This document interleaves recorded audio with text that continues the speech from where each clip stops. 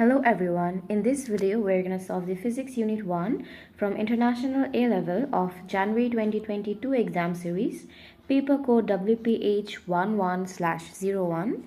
Let's get started. Question number 1, a student walks for 6 seconds. The displacement time graph for the student is shown. So this is the displacement time graph for the entire motion of the student. Which row of the table shows the final displacement and velocity of the student? So we need to find the correct answer for final displacement and velocity from all the given options.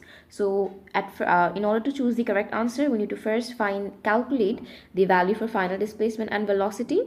So for final displacement,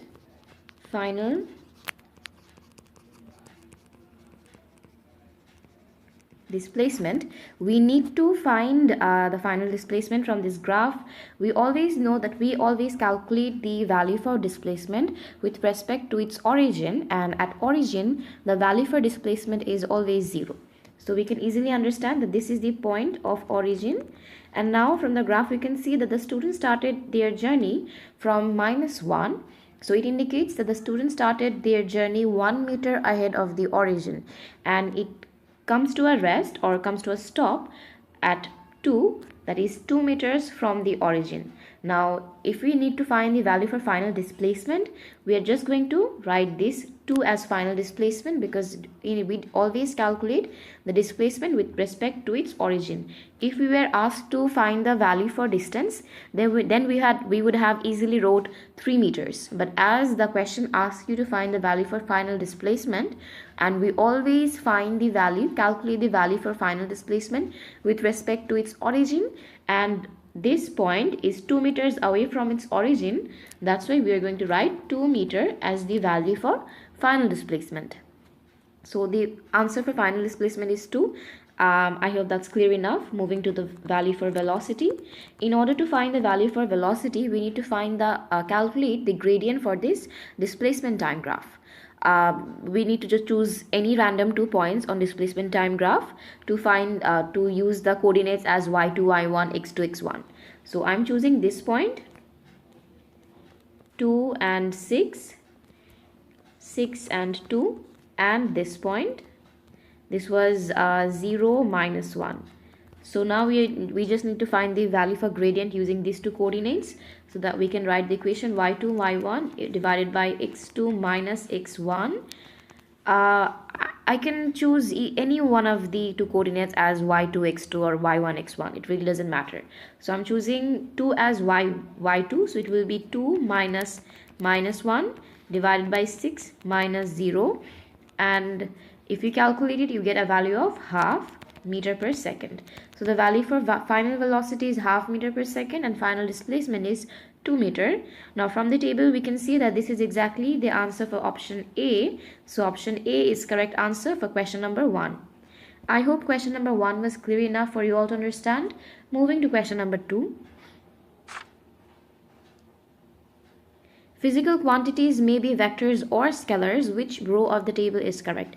This is a very simple question. We just need to identify which row has correctly labeled force, mass, and acceleration. We know force is a vector quantity, mass is scalar, and acceleration is again vector. So VSV, so vector, scalar, vector. So option C is the correct answer. There is no much in detailed explanation for question number 2. It was really easy to answer. So I hope it was clear enough. Moving to question number 3. The velocity time graph for a particle is shown. Which of the following is the displacement time graph for this particle? So let us first interpret that how the entire motion of the particle was from this velocity time graph. We can see that it has some kind of value at this point, and it came to 0 at the midpoint, and then it has negative velocity at the end point. This is a value for negative v, and this is a value for positive v. So from this graph we can easily interpret that the entire motion was something like the ball was thrown upward and it came to rest at the maximum point, and then it accelerated downward, and it reached a velocity with which it hit which the ball hits the ground, or the particle hits the ground.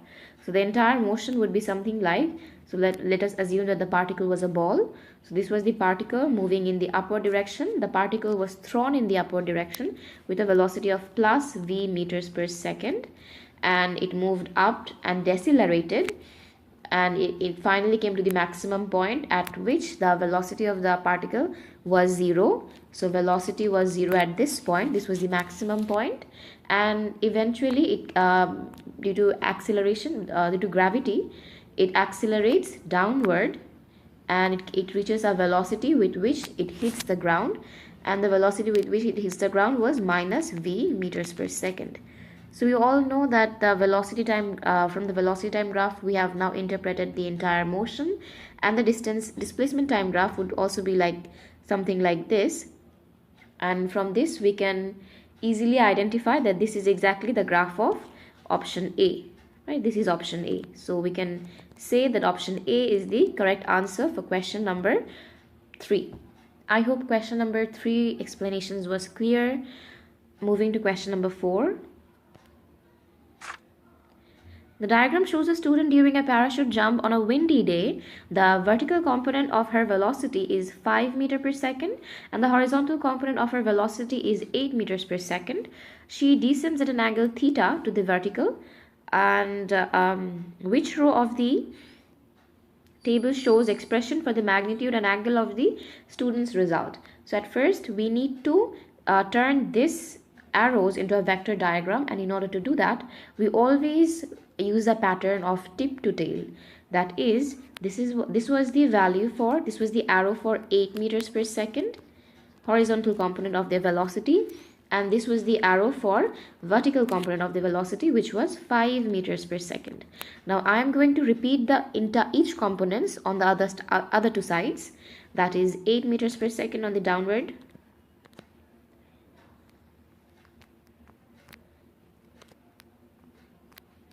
and 5 meters per second here on the vertical side. So this kind of looks like a parallelogram, and we need to find the point at which all the arrows meet, that is this point. If you see that all the arrows eventually meet at this point. So now the entire starting point was from this point. To find the entire final velocity, we can just need to connect the two dots. So now the parallelogram is drawn, and we can easily, this was also 8 since it's kind of a rectangle, this is also 8 and this is also 5. Now we can easily find the value for this resultant velocity, which we can denote as r. Now if you see this is exactly a right angled triangle. Like if you just focus on up to this part, if you just focus up to this triangle, this is just a right angle triangle, and we need to find the value for r. So we can easily use Pythagoras theorem to find the value of r. That is, r square is equals to 5 square plus 8 square, and if you make r the subject, it will be 5 square plus 8 square root over. So the magnitude for the student's velocity is root over 5 square plus 8 square. Now we need to find the velocity of the angle, value of the angle. And the question said she descends at an angle theta to the vertical. Theta to the vertical, it means that she was descending. Descending means the final velocity, the value resultant velocity actually.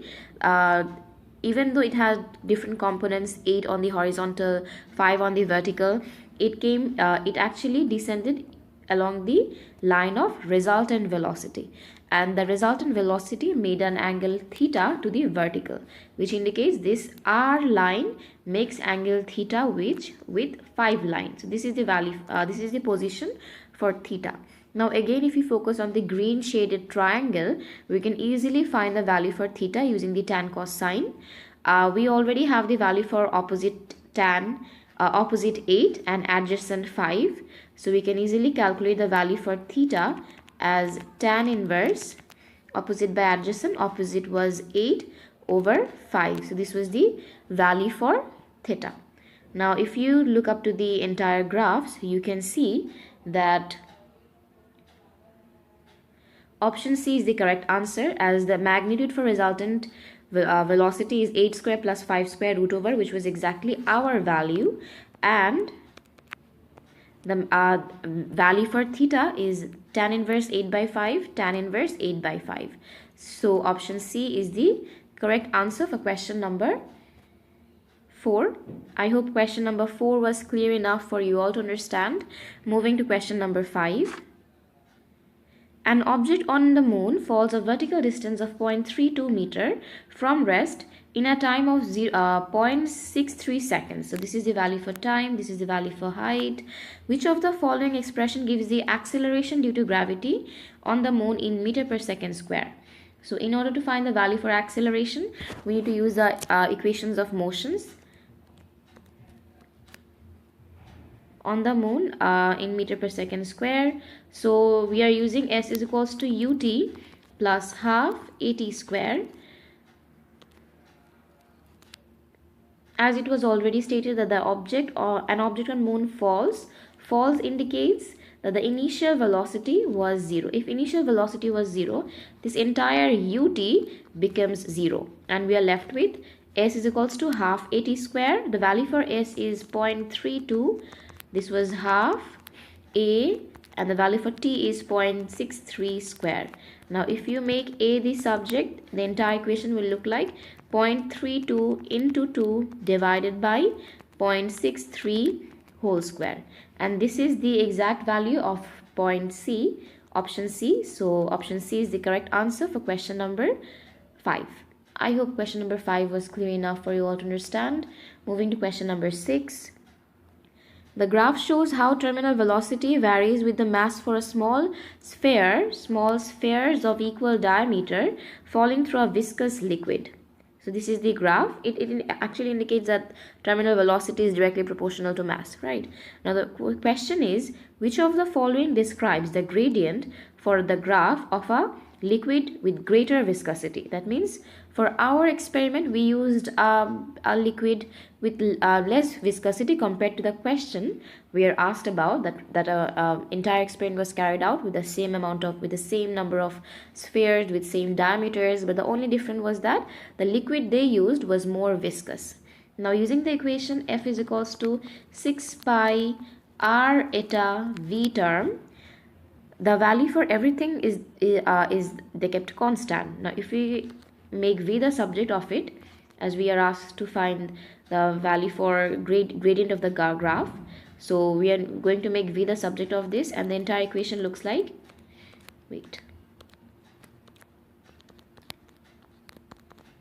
F over 6 pi r eta. Right, I just moved this portion of this equation to the right hand side, so as they are multiplied to the left hand side, so right hand side, so when they shift their positions from right to left, they get divided with the F. Now the value for F is constant for this particular scenario, because we are using the same number of mass of same amount of spheres, which means the mass is constant, and if mass is constant, then entire force is constant. So here the force is constant. 6 pi is actually a constant term. 6 pi is a numerical form, right? So it doesn't have any variables. So 6 pi is constant again. We also used spheres of equal diameters, so that means radius is also constant. The only two things that are changing in this equation are velocity and viscosity of the liquid. Now in our question we were given information that we used a liquid with greater viscosity, and from the equation we can see that entire terminal velocity is inversely proportional to viscosity. So if we are using a greater viscous liquid, it indicates the entire spheres will travel with a smaller terminal velocity. The higher the viscosity, the lower the terminal velocity, and lower terminal velocity indicates the graph will be less steeper. So if the graph is less steeper, that means the gradient will be will be smaller.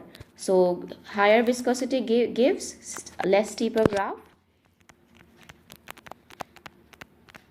less steep graph, which eventually indicates or gives a value for a small gradient.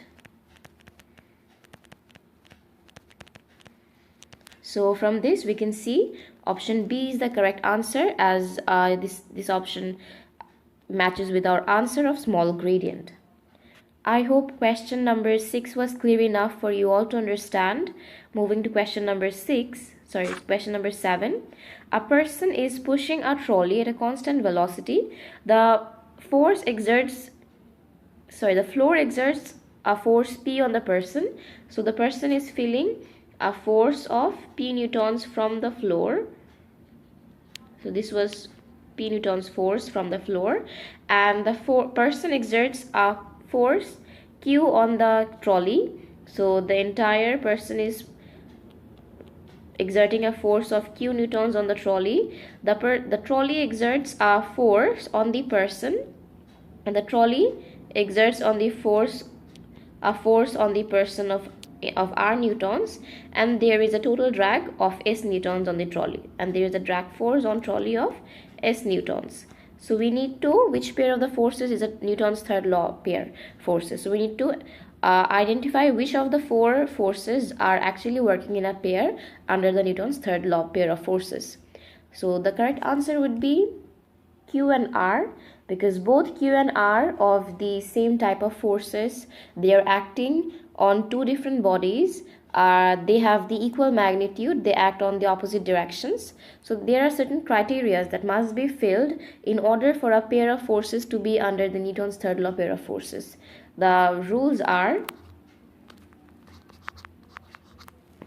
they must act in opposite directions. They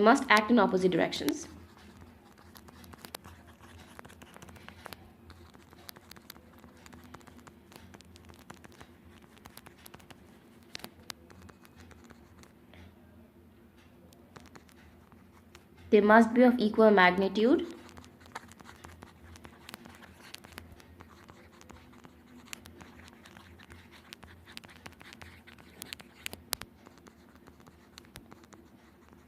They must be of same type.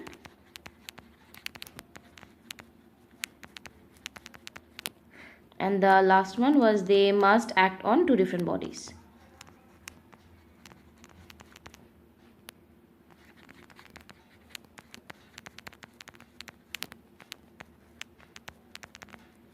So with this, our option B is the correct answer for question number 7.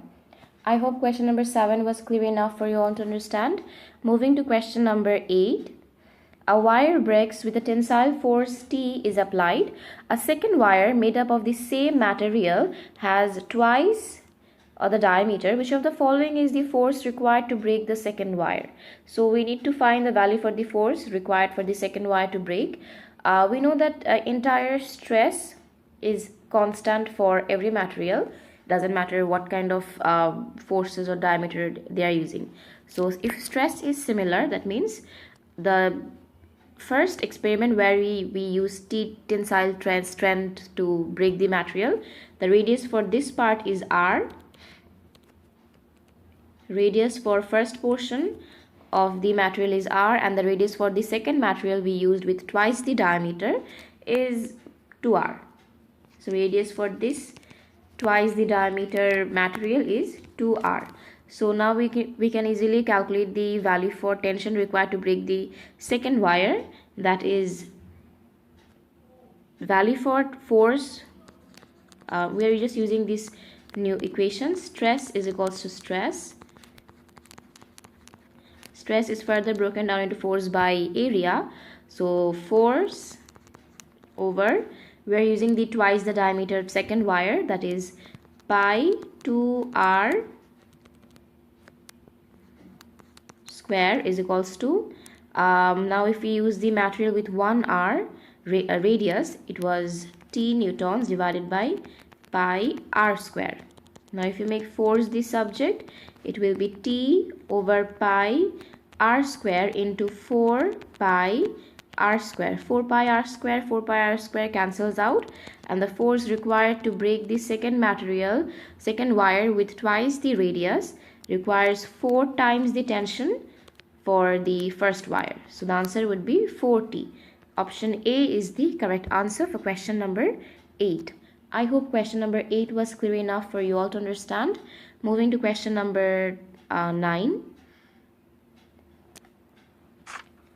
The beam is balanced on two supports as shown. The beam has a weight and reaction force at two supports at P and Q. Which of the following statements about the magnitude of the forces is correct? Okay, so usually what we do for this type of moment calculation is that sum of clockwise moment is equal to sum of anti-clockwise moment, right? But the problem here it is that there is nothing equals to the other left hand side, right hand side of the equation on the options given. There is something of greater than, less than. So as we can see that this is the center of mass, and the value for the two reaction force from the pivots P and Q must be equal to the weight. So this portion has a smaller distance. Q is much closer to W than P. As Q is much closer to W than P, so the entire value for Q becomes greater than the value for P because it has a smaller distance. So there is an explanation for this one. As Q is closer to W than P, so the force Q must be greater than P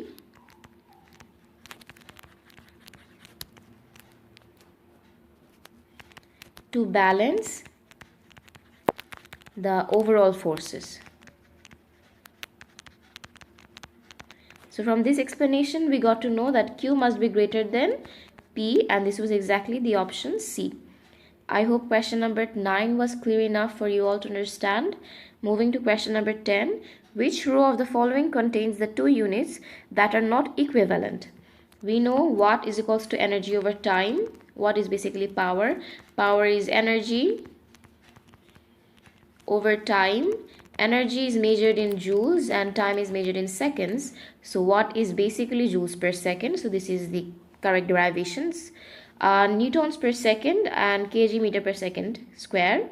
Newtons per second, Newton second actually, not newtons per second, Newton second. Newton second indicates newtons can be further simplified into kg meter per second square into second, which indicates 1s will get cancelled out and eventually it will be kg meters per second and not meters per second square, which indicate option B is the correct answer, as kg meter per second square is not equal to Newton seconds. The other two options are correct because here it is kg and newtons per kg. Newtons per kg can be written as newtons per kg can be written as Newton divided by kg, which can be further simplified into kg meter per second square divided by kg, and if you cancel out kg you are left with meters per second square. This was exactly the option given, so third option is also correct. Moving to fourth option. Fourth option was joules is equals to Newton meter. We can obviously identify it from the equation work done is equals to force into distance, and work done is calculated in joules, force and distance are calculated in Newton meter, so joule is basically equals to Newton meter. So in that way option B is the only correct answer for question number 10. I hope all the MCQs from section A was clear enough for you all to understand. Moving to question number 11.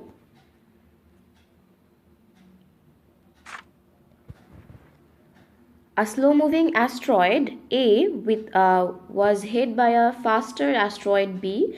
The asteroid B was absorbed by asteroid A as shown. That means after the collision, the two masses combined together and started moving in the same direction. State the principle of conservation of linear momentum. So the entire answer is obviously a kind of repeated questions. The answer for this would be sum of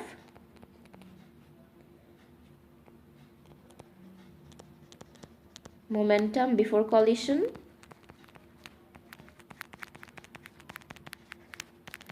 is equal to sum of momentum after collision. For this line we get 1 marks and another mark is written in another point, that is for collision, provided that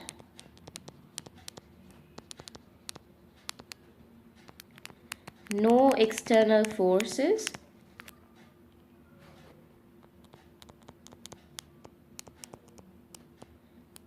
acts on it. And this was the value for 11A. Moving to part B, before the collision, asteroid A had a velocity of 2.19. This was actually 10 to the power 3, not 103. The velocity of asteroid A is 2.19 10 to the power 3 meters per second, and a momentum of 1.80 into 10 to the power 17 kg meters per second. So this was the value for momentum and value for velocity. We need to show that the mass of asteroid A was about 8.2 into 10 to the power 13 kg. So we just need to use the simple equation, that was momentum is equals to mass into velocity, and we need to just make m the subject. So the equation would be momentum over velocity. Momentum was 1.80 into 10 to the power 17 divided by 2.19 into 10 to the power 3. If you calculate this entire thing, you get a value of 8.22 into 10 to the power 13. Let me recheck it. 1.8 10 to the power 17 divided by 2.19 into 10 to the power 3. Yes, so you get a value of 8.22 into 10 to the power 13 kg.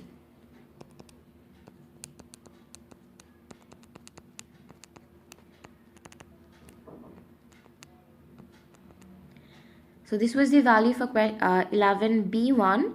I hope 11B1 was clear enough for you all to understand. Moving to question number B2. Calculate the velocity of the asteroids after the collision, mass of asteroid B, and velocity of asteroid B before the collision. So let me first draw a simple figure stating all the points, all the informations that are given for this entire question. So before collision and after collision. Before collision, the two masses were separate from each other. This was mass B and this was mass A, asteroid A. The entire mass A and mass B were moving in the same direction, maybe, yes. They were both moving in the same direction. The velocity for B is, the velocity of asteroid B was 15 into 10 to the power 3 meters per second. This was 15.0 into 10 to the power 3 meters per second, and the mass for asteroid B was 5.9 into 10 to the power 12. The entire momentum for asteroid A is already given, but if you want to write, you can obviously write the individual mass and velocity. The velocity for this asteroid A was given 2.19 10 to the power 3 meters per second, and the mass for asteroid A we calculated in part B1 was 8.22 10 to the power 13 kg. Now again, after the collision, the two masses combined with each other and started to move in the same direction. So after the after collision scenario would look like this. B and A are combined to each other, that is their masses are now combined. That is 8.22 into 10 to the power 13 plus 5.9 into 10 to the power 12, and they have a combined velocity of V. And now we need to find the value for this V. In order to do that, we know that this equation, sum of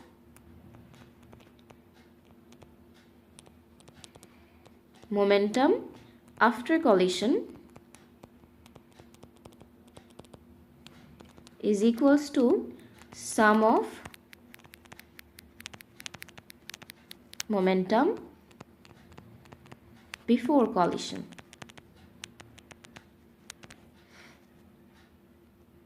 So momentum after collision was the sum of their masses,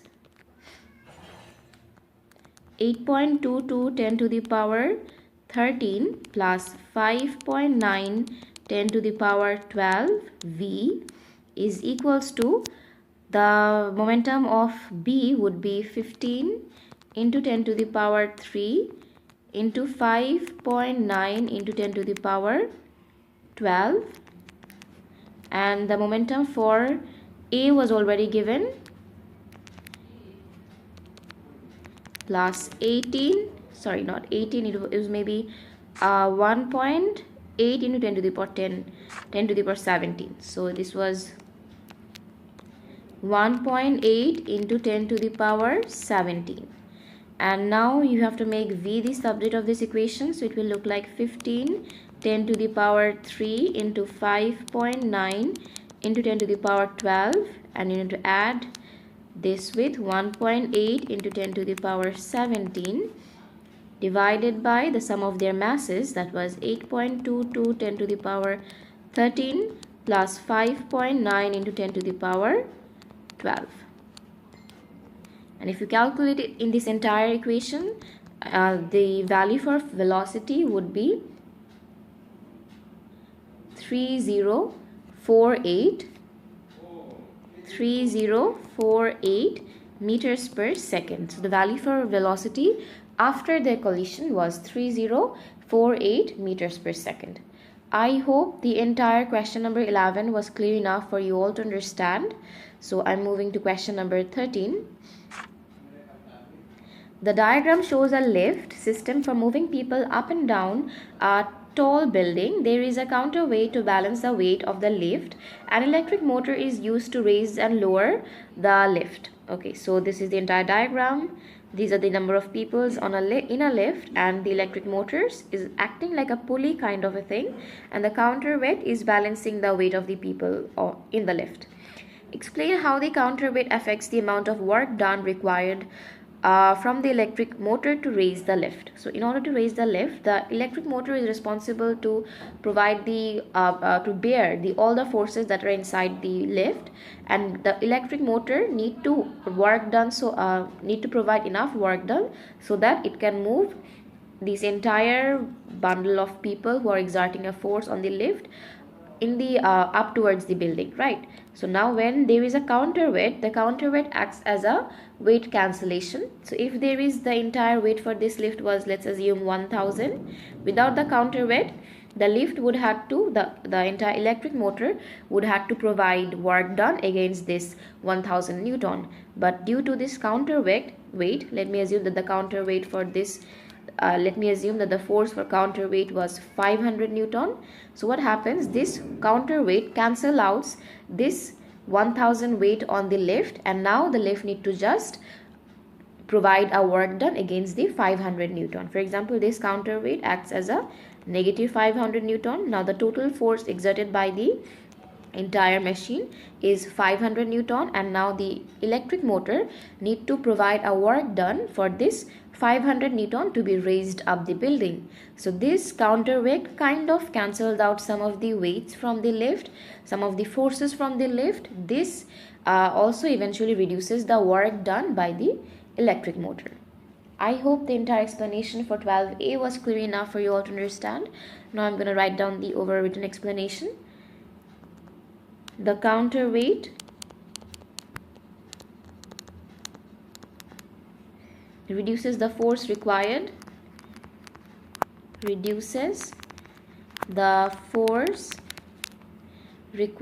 from the motor,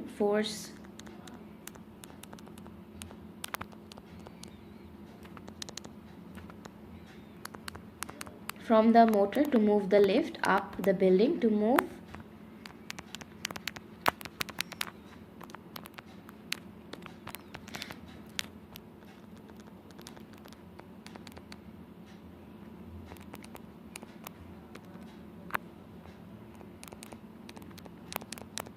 Therefore, the amount of work done from the electric motor is also reduced.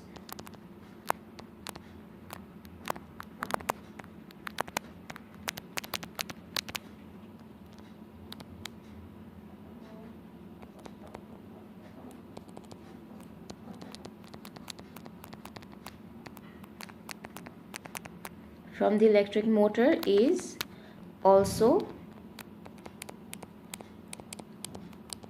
reduced.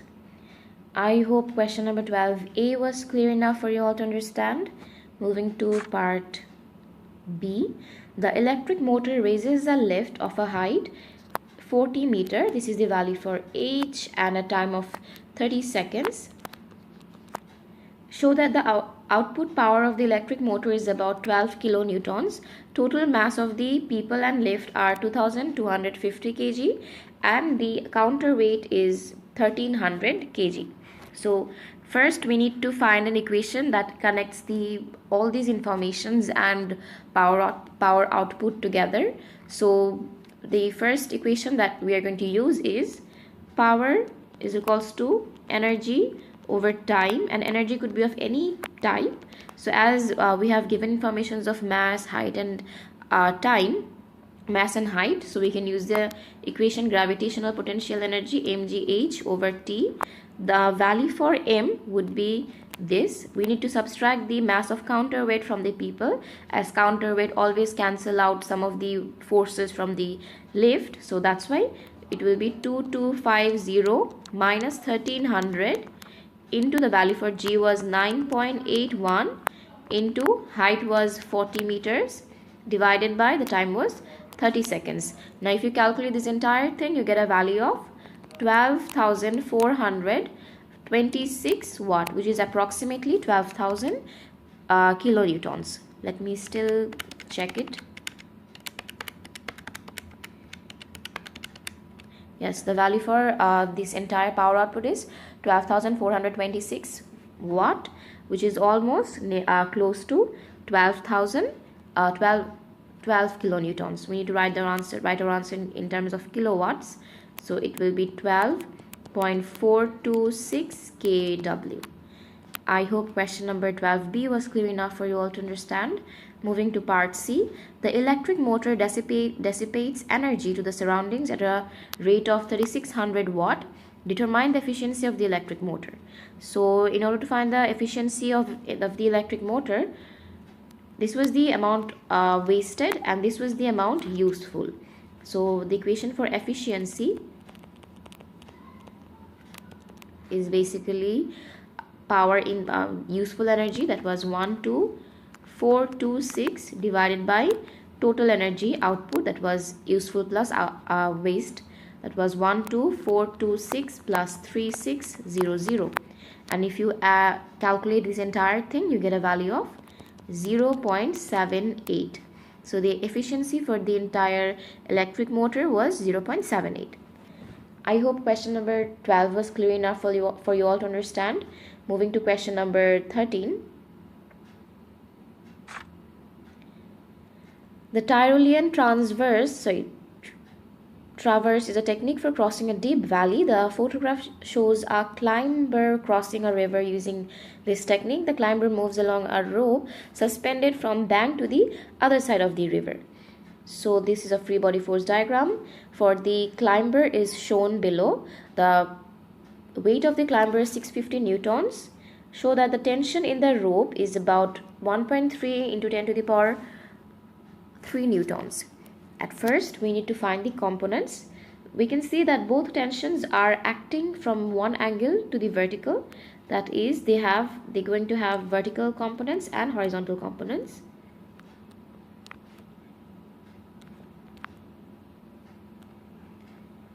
As the value for tension is equal at both points of the wire, so it will be T sine 76 degree. This is going to be again T sine 76 degree. On the vertical line, there will be 2 T cos 76 degree, and again T cos 76 degree because of the vertical component of the velocities of the tensions, vertical component of the tensions. Now we are asked to find the value for tension T.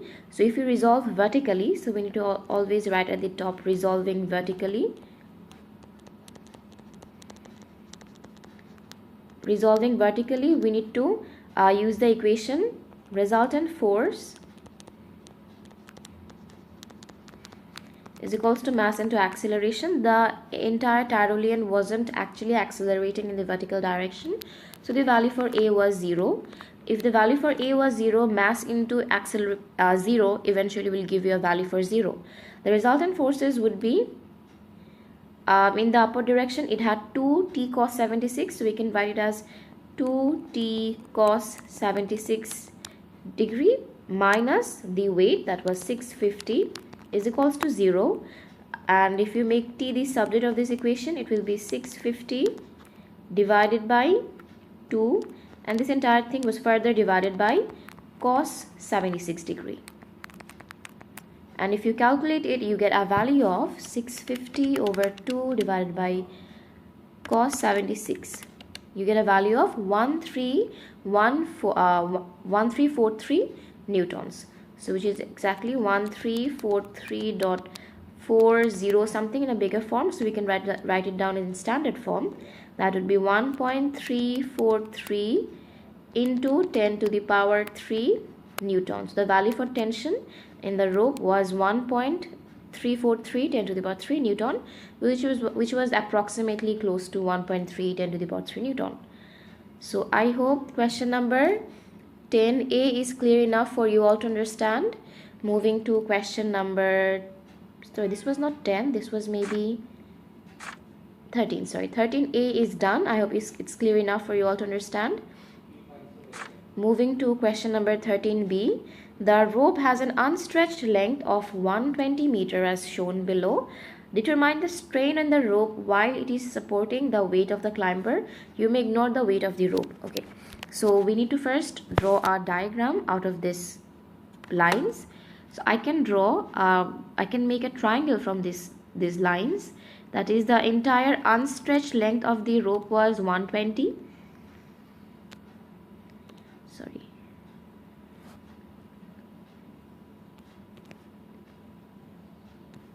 And when the rope was stretched due to the weight hanging on to it, the rope make a V shape like this.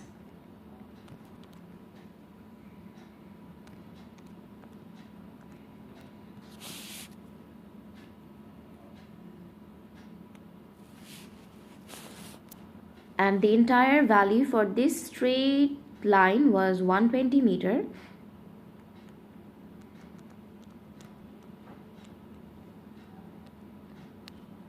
And from the midpoint, it make an angle of 76 from both sides, but we are just going to focus on one side. So there it makes 76. Obviously, as it is from the midpoint, which indicates the half of its length would be 60 meter of this point up to this point. And this obviously makes a 90 degree at here. And if we shade this portion of the graph of the entire triangle, we can see that this also makes a right angle triangle here separately. So from this right angle triangle, we can find the value for half of the extension, that is, let me say this point. So we can find the value for this A. Let me assume this length as A. So the value for A would be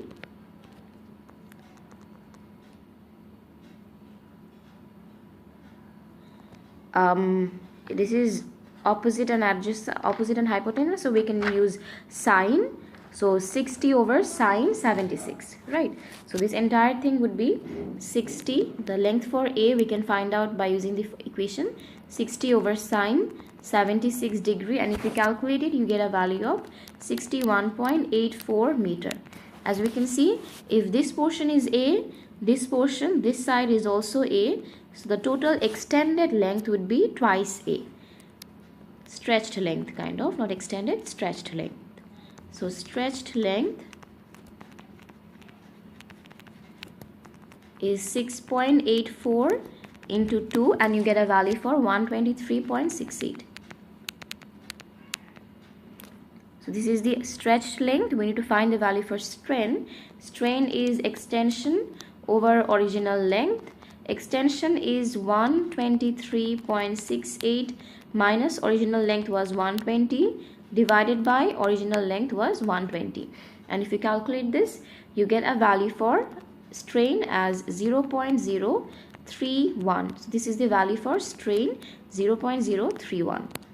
So this entire calculation for strain is clear. I'm moving to part 2. The rope has a cross-sectional area 3.14 10 to the power minus 4 meters square. Determine the Young modulus of the rope material.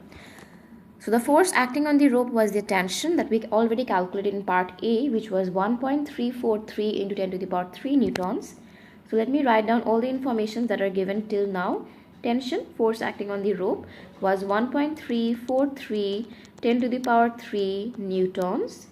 We calculated this in part A, and the value for extension is 0.031. We calculated this in part B1, and now the value for area is also given, 3.14 10 to the power minus 4, and we need to find the value for Young modulus. The value for Young modulus, there is the equation for it, that is stress over strain. We can further break down stress into force over area, so it will be force over area into strain. So the value for force is 1.343 10 to the power 3 divided by area was 3.14 into 10 to the power minus 4, and strain was 0.031. And if you calculate all this, you get a value of 1.343 10 to the power 3 divided by 3.14 10 to the power minus 4 into 0.031. You get a value of 13738000002, which we can write down in standard form as 1.38 into 10 to the power 8 Newton meter or Pascal. You can write the unit for Young modulus as Pascals or Newton meter, it's up to you. So this is the entire solution for question number 13. I hope question number 13 was clear enough for you all to understand. Moving to question number 14. A student of weight 600 Newton is standing on a scale, weighing scale in a lift. The scales are calibrated to our readings in newtons. The lift moves upward at constant velocity, then decelerates to rest. As the lift moves the student looks at the readings on the scales. Explain the readings on the scale. As there are two types of motions, we need to explain the reading on the scale for these two scenarios. And as it is also a star mark question, so obviously the writing pattern, the organization, the arrangement of mark scheme point will also matter for the marking point. So first we need to identify the number of forces acting on the student. That is obviously his weight acting downward and normal reaction force acting upward. Whenever any object is moving with a constant velocity, that means all the forces acting on the object are either balanced or there is no forces acting on it, right? Now in this scenario, we know that there are two forces acting on the student, that is weight and reaction force. Whenever it is moving with constant velocity, for constant velocity, the entire equation will be weight is equals to reaction force, and the reading on the weighing scale will always show the value for this R, and for constant velocity R will then be 600. Since weight is equals to reaction force, the reading on the scale will be 600. And for deceleration it indicates it is moving in the upward direction, but its rate of acceleration is decreasing. So as it is still moving in upward direction with a decreasing acceleration, indicates during deceleration the resultant force on the body is acting in the downward direction. And the resultant force acting in the downward direction means that downward force is greater than the upward force. And we know weight is always acting downward and reaction force is always acting upward. So for deceleration, weight is greater than reaction force, right? Which indicates now the reading on the weighing scale will never be 600. The reading on the weighing scale should be less than 600 because reaction force is less than weight. So the reading on the weighing scale should be less than 600 Newton. So this was the explanation for question number 14, and now we need to write our answer with proper arrangement of marking scheme point. So let's start. I'm just going to make first identify the number of sort of forces acting on the student. That is, the forces acting on the student or acting on the student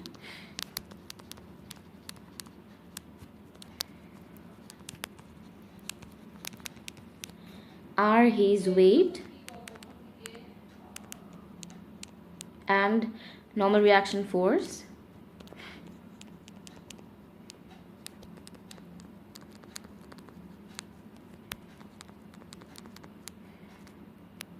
and the reading on the weighing scale show the value of the normal reaction force.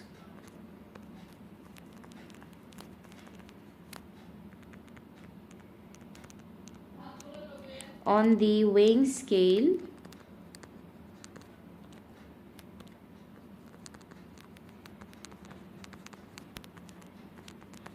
is the value of normal reaction force.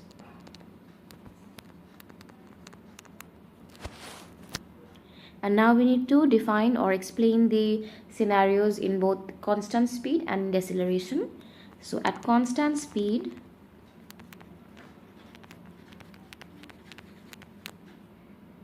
the resultant force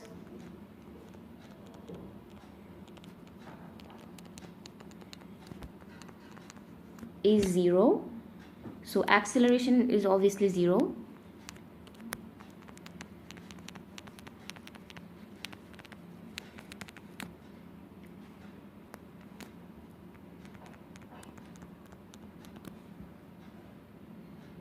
Also 0. Now I'm going to write down an equation, that is resultant force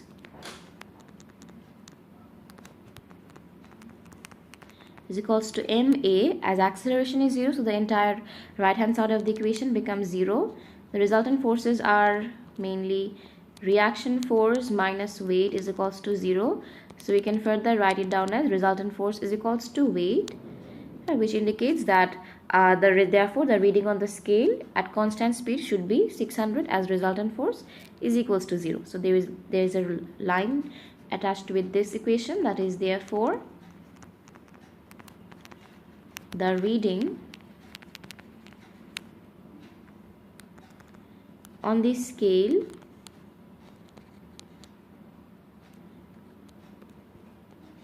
at constant speed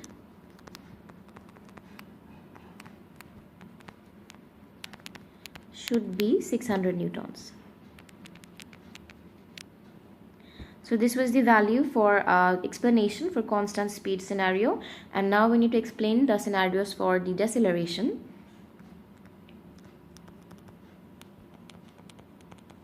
When the lift was decelerating,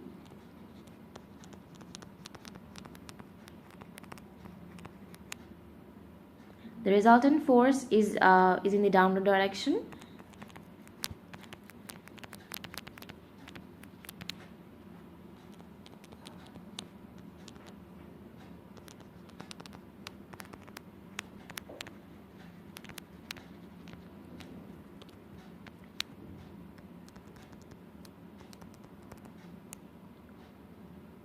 Downward direction, indicating that weight is greater than reaction force.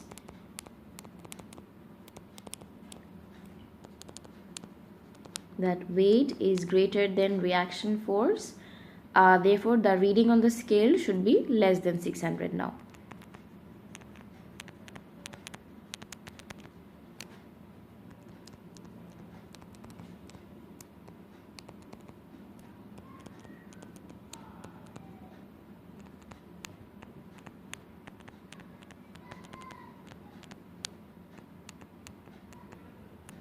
Less than 600 Newton.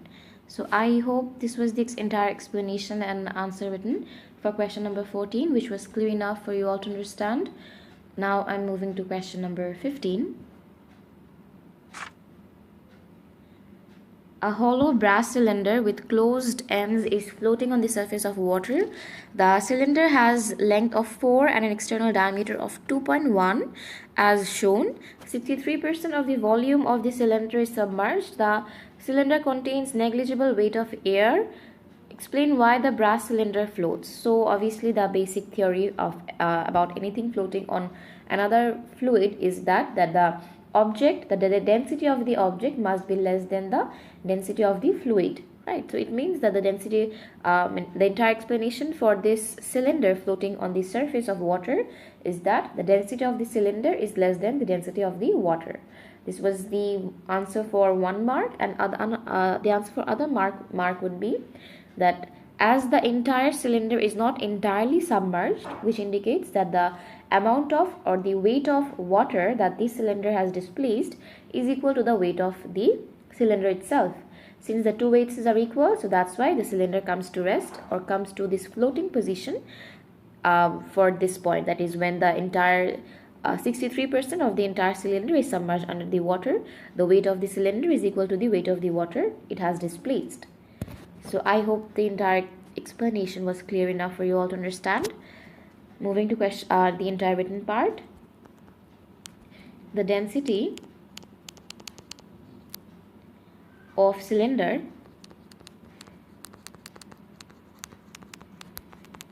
is less than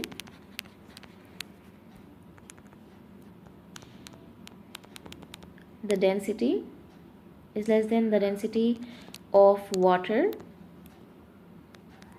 This was the one point. Also, the weight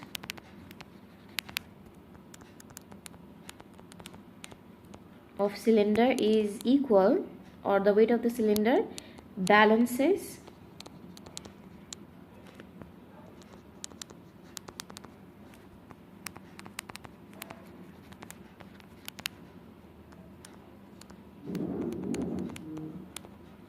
it has displaced. So with this, 15A is done. Moving to 15B. The density of water is 1 into 10 to the power 3 kg meter per cube. Show that the mass of the cylinder is about 9 into 10 to the power minus 3 kg. So now we need to find the value for the volume. The volume would be, we need to convert 2.1 centimeter into meter, that is divided by 100. So it becomes, also this was the value for diameter. So first we need to find the radius divided by 2 and then again divided by 100. So we get a value of 0.0105 meter, and 4 over 100 is 0.04 meter. And now the total volume of the cylinder is, total volume is pi r square h.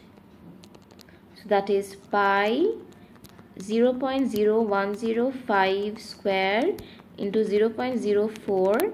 If you calculate it, you get a value of 0.0105 square into 0.04. You get a value of 1139 into 10 to the power minus 5 meter cube.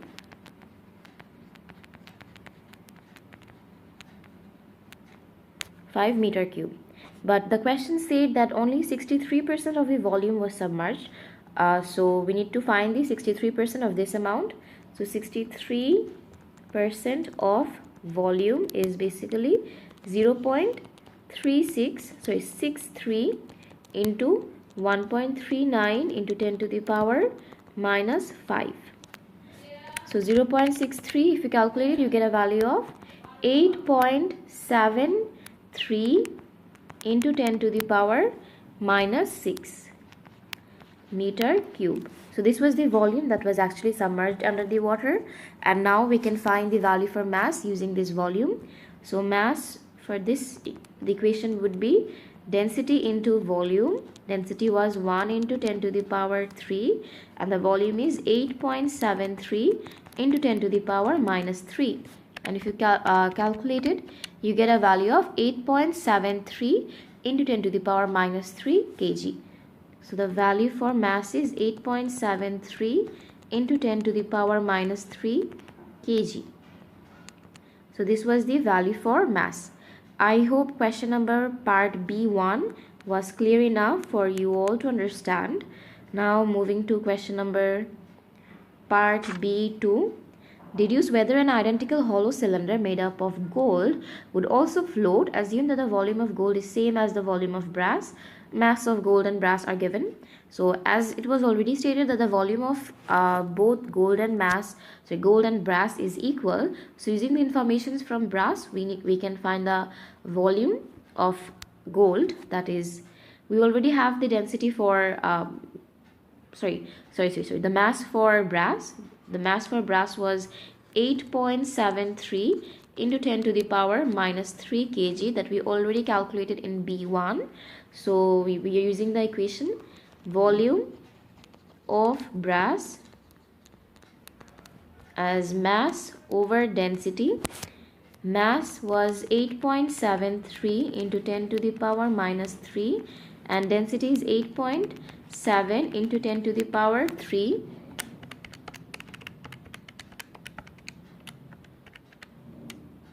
And if you calculate, you get a value of 1.00 into 10 to the power minus 6.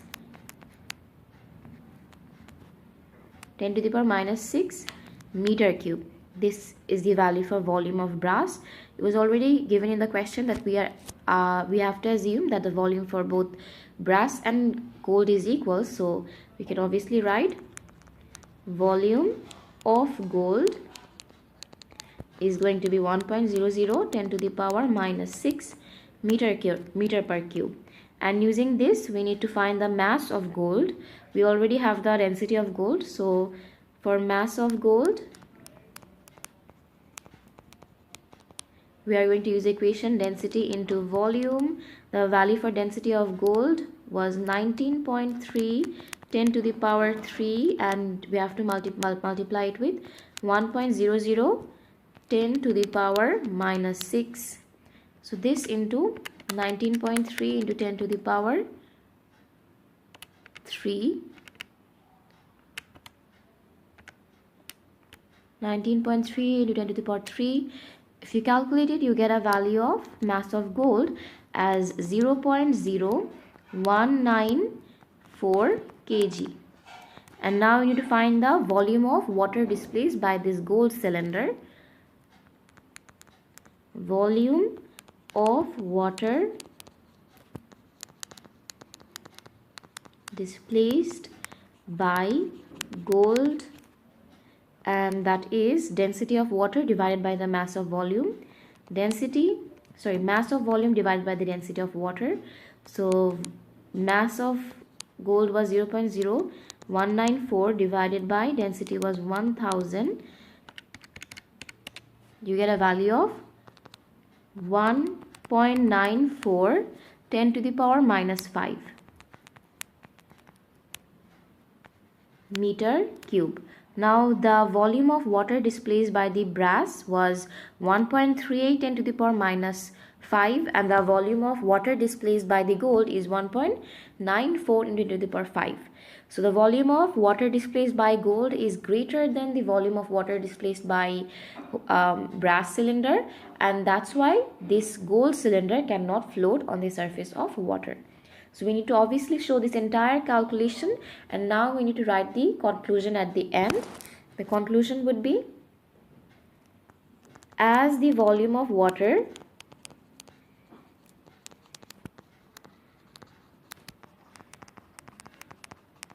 displaced by gold is greater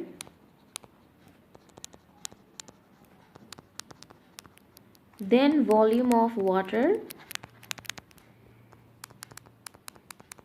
displaced by brass, so it cannot float.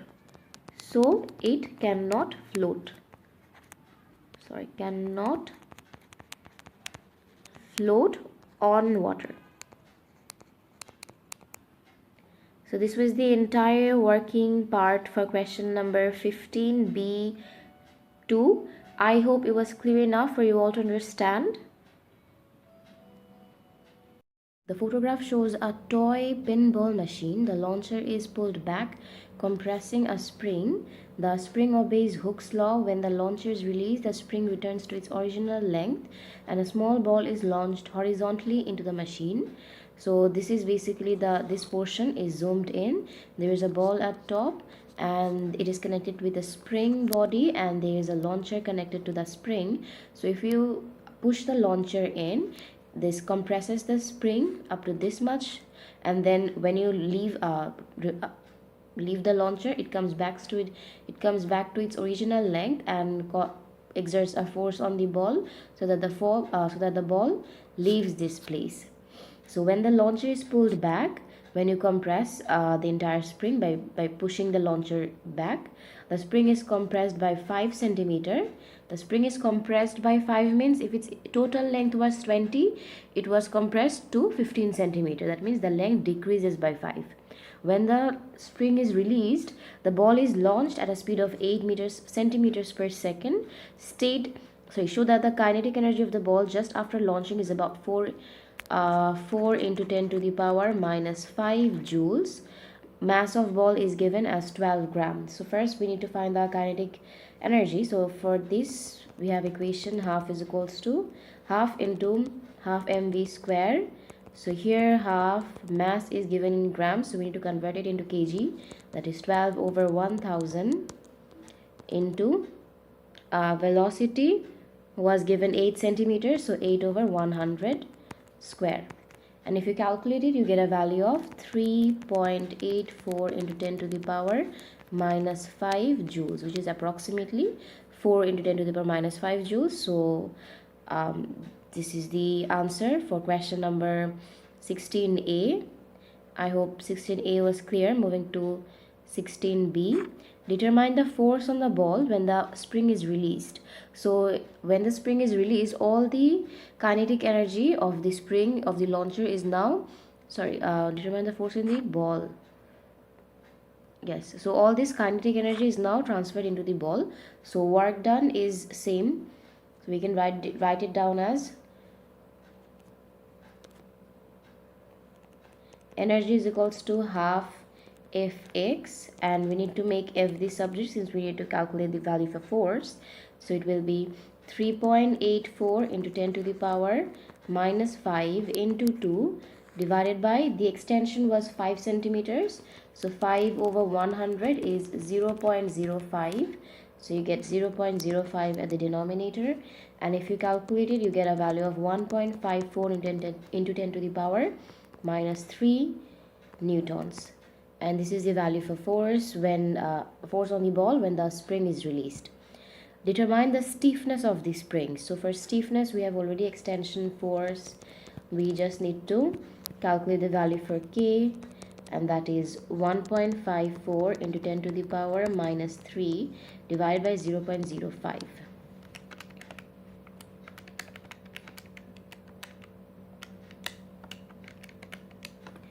If you calculate it, you get a value of 0.0308, which is approximately 0.031 Newton per meter.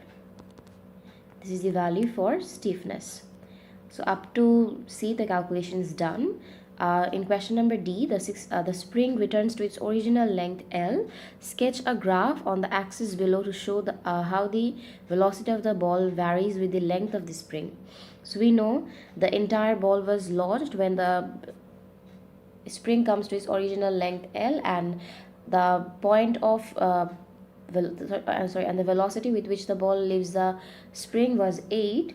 That means the entire graph will end at 8 meters per second for capital letter N.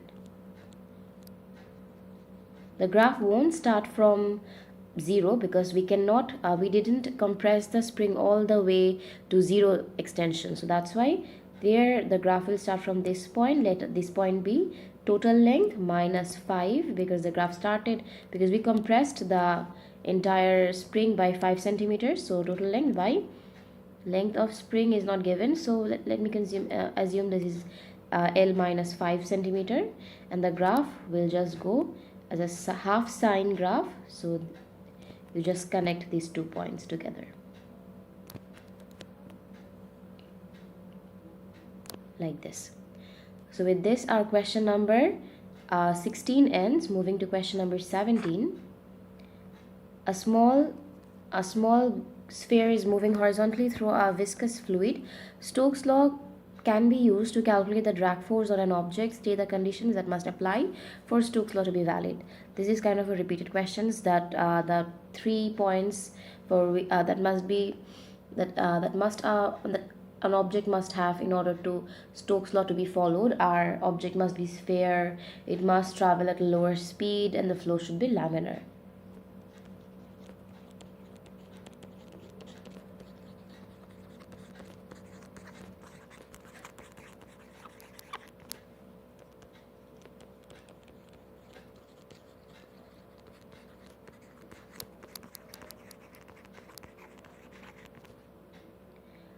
There is a constant force of 2.3 into 10 to the power minus 5 Newton acting horizontally on a sphere. Diameter of sphere is 4.5 into 10 to the power minus 3, and viscosity of liquid is 7.1 into 10 to the power minus 2 Pascal seconds. And if at one instant the speed of the sphere is 5.2 10 to the power minus 3 meters per second, calculate the resultant horizontal force on the sphere. So first we need to find the normal horizontal force acting on the sphere due to this diameter and viscosity and velocity. So that is F 6 pi r eta v term.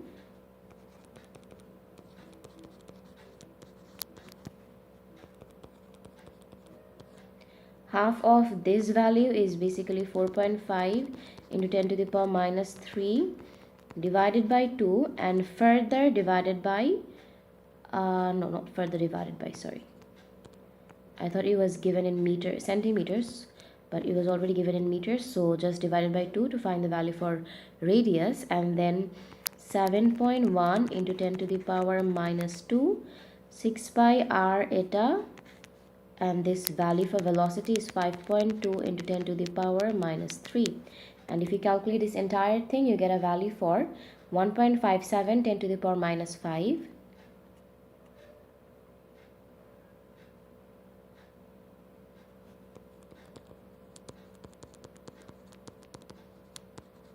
Now the entire question already said that there was a constant horizontal force of 2.3 into 10 to the power minus 5 Newton acting on the sphere already. That means the sphere was receiving two forces, one from this side and one from this side. Let me assume this is the drag force. Let me assume this is the drag force. The value for drag was 1.57 into 10 to the power minus 5, a constant force of 2.3 into 10 to the power minus 5. So we understand that we just need to subtract the drag force from the constant force, that is the total horizontal force.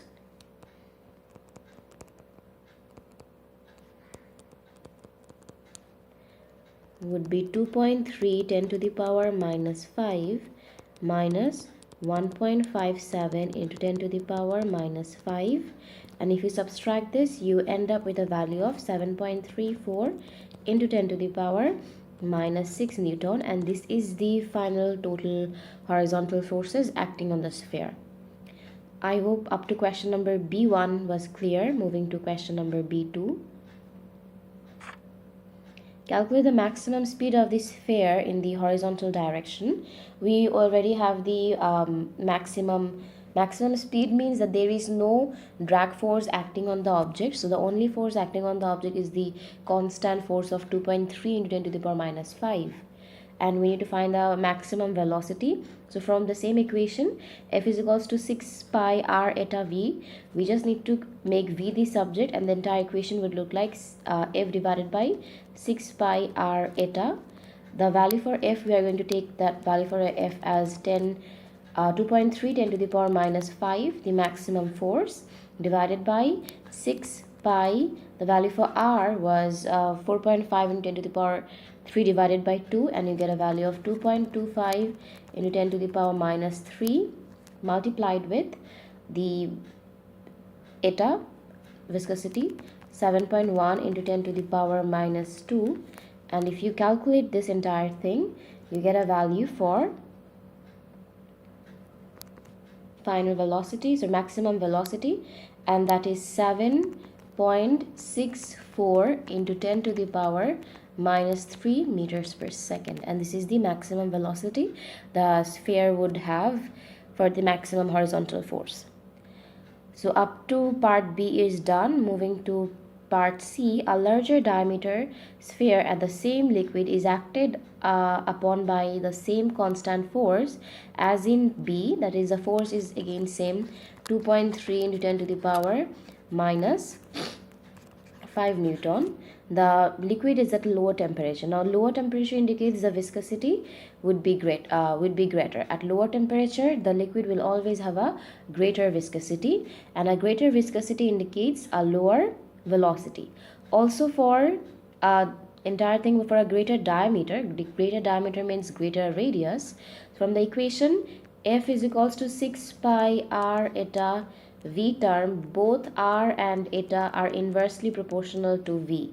That means a greater radius and a greater viscosity would indicate the sphere would have a much smaller maximum speed compared to the one we calculated.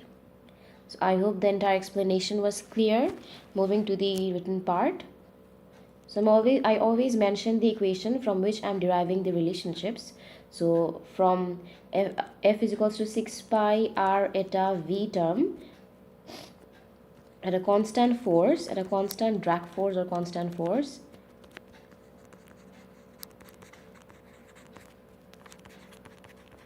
at a constant force, a larger diameter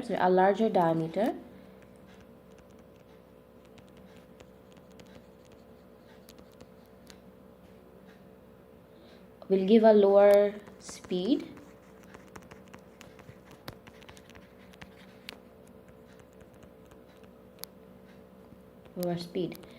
At low temperature, viscosity of the liquid is greater or high.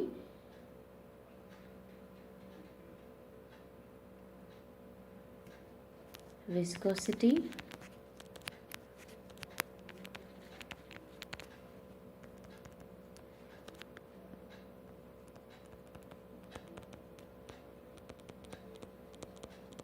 is greater,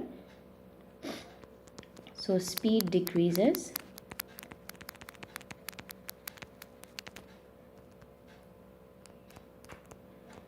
Therefore, maximum speed will decrease.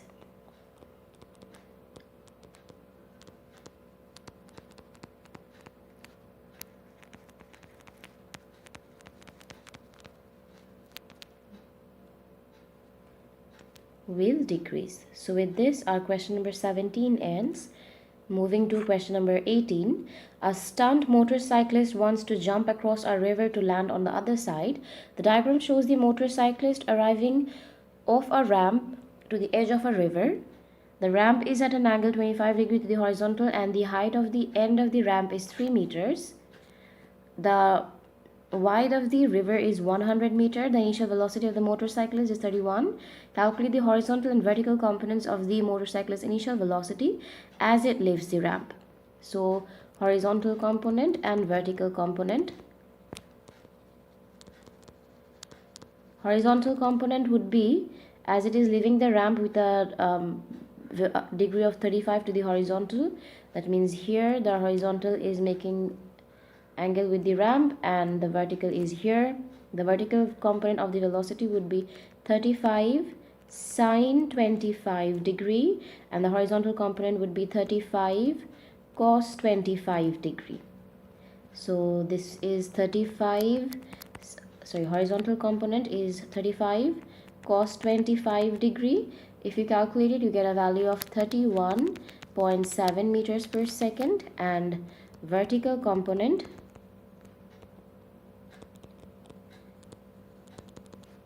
is 35 sine 25 degree. So this is 14.8 meters per second.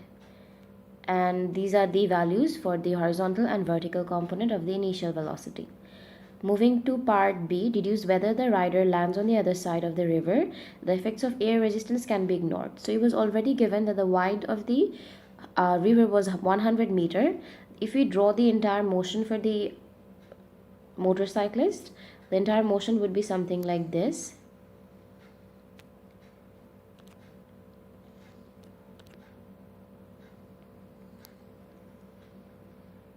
Right, and here the entire journey starts from this to this, and after this the motorcyclist travels a distance of 3 meter in the vertical direction. Right, so we are going to find the range for the motorcyclist, that is the horizontal distance traveled by the motorcyclist using the projectile motion.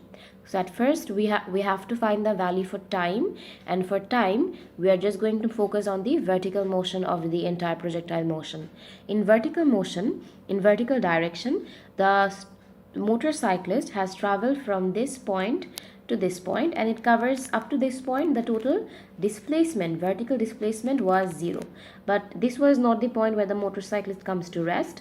The motorcyclist comes to rest at this point, which means it has traveled 3 meter in the negative directions. That means the entire vertical displacement for the motorcyclist would be -3. So here we are just focusing in the vertical motion in this part up to this part. So vertical motion, S is equals to ut plus half at square. We are going to find the value for t using this equation, and the value for displacement is -3. U was we are focusing on the vertical component, so 14.8 t, and this is minus 4.905 t square. That is basically minus 9.81 over 2 is 4.905. If you make this, arrange this, you get a value equation for 4.905 t square minus 14.8 t minus 30, and if you use the equation, that is t is equals to 14.8 plus minus negative 14.8 square root over minus 4.905 minus 3 divided by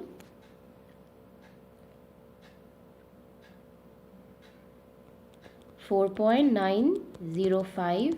You get two values for t, that is one is 3.21 seconds and the other is maybe negative 0.093 seconds. We're obviously not going to accept the value, negative value for this one. No, maybe I made a mistake in calculation.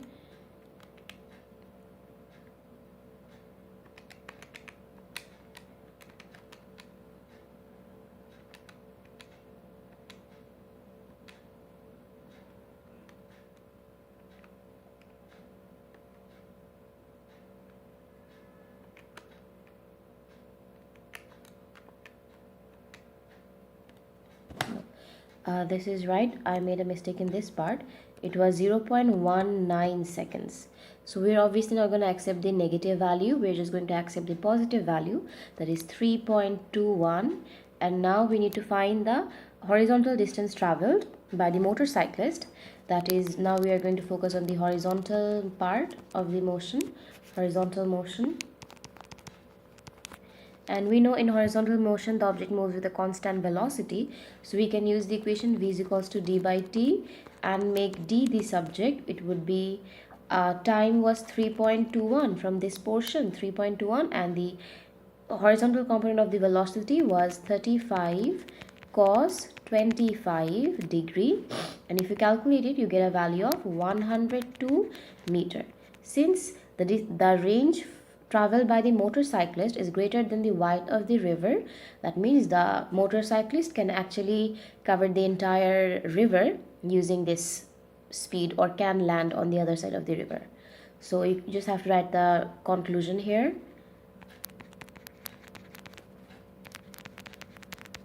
Horizontal distance, horizontal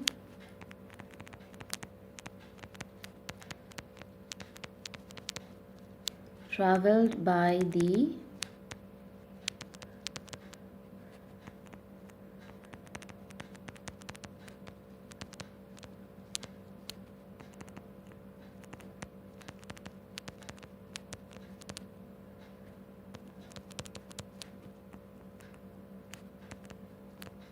so he lands. So with this our question number 18b ends. Moving to the last part, that is question number C. Explain how air resistance could affect the jump. We know for vertical, the entire projectile motion, the horizontal motion is independent of the vertical motion, and in the vertical motion the object accelerates because only weight acts. We always ignore the effects of air resistance, and for horizontal projectile motion we always assume that there is no forces acting on it, that is, we ignore the effect of air resistance. So we assume that the object is moving with a constant velocity in the horizontal motion in the horizontal direction. But whenever we are considering the effects of air resistance into our projectile motion, air resistance will obviously decrease the entire range and maximum height reached by the motorcyclist, because it makes the object decelerate in the horizontal direction, and it decreases the overall resultant force in the vertical motion. So that's why for vertical motion, as the overall downward resultant force is decreased, the maximum height reached by the projectile motion or by the object in projectile motion is decreased due to the effects of air resistance. And in horizontal motion, the object decelerates, so the object will travel a much smaller range or much smaller horizontal distance in projectile motion. So these are the explanation. I hope it was clear enough. So I'm writing down the answers. Air resistance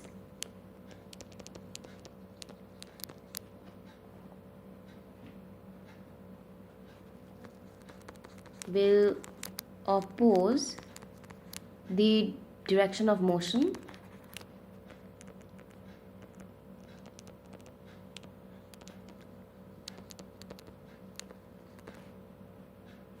so it will oppose the motion of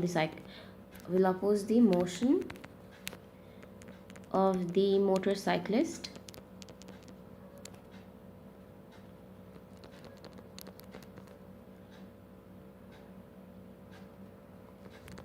in vertical motion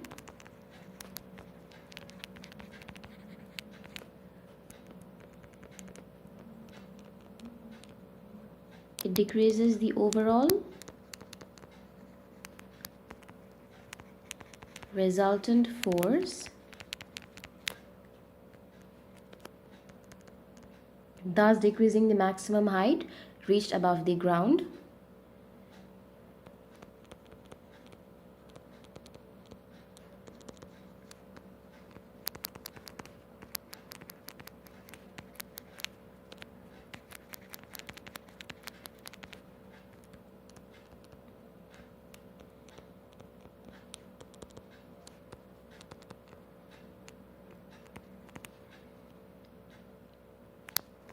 And in horizontal motion,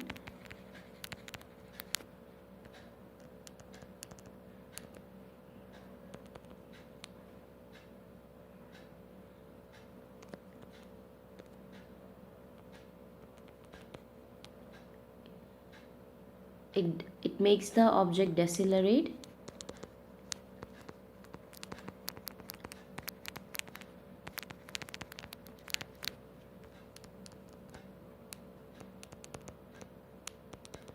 decreasing the horizontal distance traveled by the object, decreasing the horizontal distance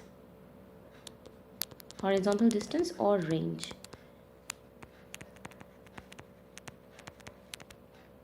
So with this, our entire paper for January 2022 Physics Unit 1 ends. I hope it was clear enough for you all to understand. If you have any problems or any questions regarding this paper, you can comment this in the comment sections. And if you want me to go through any other paper, you can also recommend the papers in the comment sections. Thank you for watching.